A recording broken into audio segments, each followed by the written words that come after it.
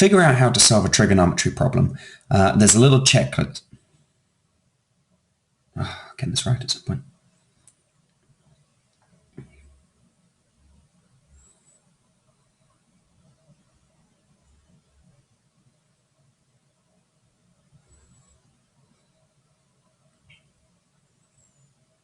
To figure out the process that we need to work through to solve a trigonometry problem, there's a little checklist of things that we can work through. Actually, let's wind it back a little bit and ask ourselves, first of all, how we know it's trigonometry that we're using to solve this problem. We know because we're looking at working with a right angle triangle, which means that we're going to be using either Pythagoras' theorem or trigonometry. And the way to tell the difference between when it's going to be Pythagoras and when it's going to be trig is to look to see what measurements are involved in the problem.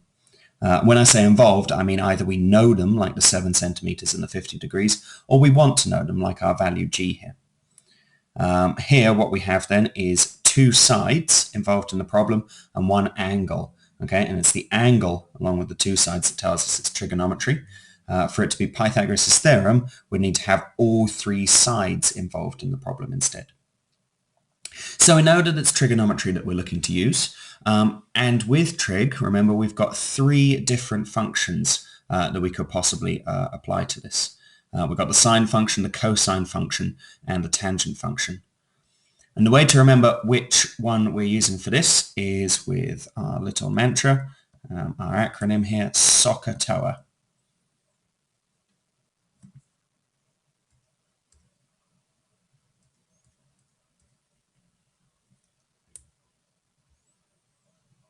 And the way to remember which function to use is with our little acronym here, SOHCAHTOA, which your teacher will probably have told you about.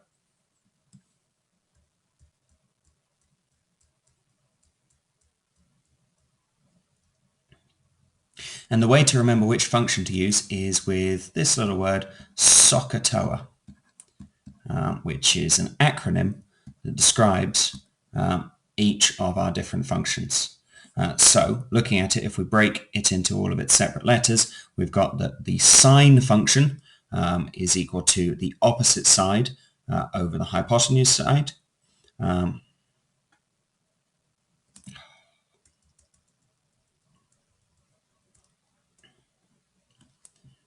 the way to remember which function to use is with the acronym SOHCAHTOA, which tells us the relationship between each trigonometric function and the sides in the triangle. So the sine function, the s, sine of the angle, is related to the opposite side over the hypotenuse. The cosine function is related to the adjacent side and over the hypotenuse, and then the tangent function is opposite over adjacent. So to determine which formula we're going to use, we need to see what sides we have in the triangle in relation to the angle we've been given. Okay, and looking at what we've got then here, first of all, the hypotenuse is the side that is always opposite the right angle. So there's our right angle, and going across from that, we've got our hypotenuse. It's always the longest side in the right angle triangle. So that's the hypotenuse always. Then the other two sides, we can see this one with G is the side that's opposite our 50 degrees. So we're going all the way over here, and that's the side that's opposite the angle that we're interested in. Whereas the 7 is next to our 50 degrees, and our word for next to is adjacent. Okay, so the adjacent side to the 50 degrees is that 7 centimeters.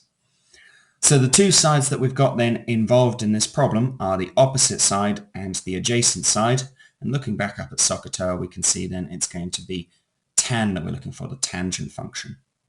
So having done that, our next step should just be to remind ourselves properly of the formula for the tangent function. So that's tan. I'm going to use theta as my variable for the angle. Tan theta is equal to opposite over adjacent.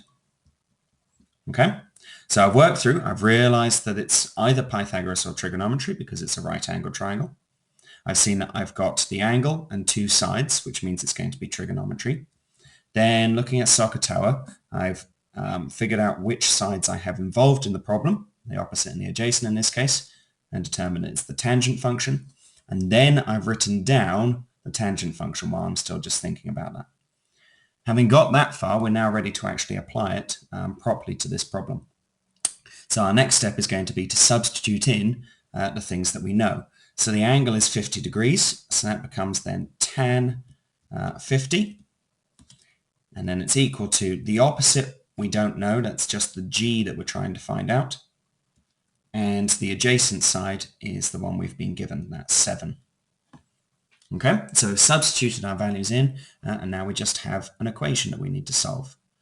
So we want to get g on its own if we're going to solve for that. It's currently g divided by 7, so let's multiply both sides by 7 to get rid of that division there. That means we'll then have tan 50 times 7, and we write that in much the same way as we'd write, say, x times 7. Rather than x times 7, we'd write 7x. So here we write 7 tan 50. And that means we've got 7 multiplied by tan 50, and we're just considering that tan 50 to be one single thing there. So 7 tan 50 equals g. Our final step then is, now that we've rearranged this and we've got g on its own, we just need to stick 7 tan 50 into our calculator, which I'll do just over here. And I get, and if you check this for yourselves on your calculator, I get an answer of 8 and we'll round it to 2 decimal places, 8.34, and that's centimeters.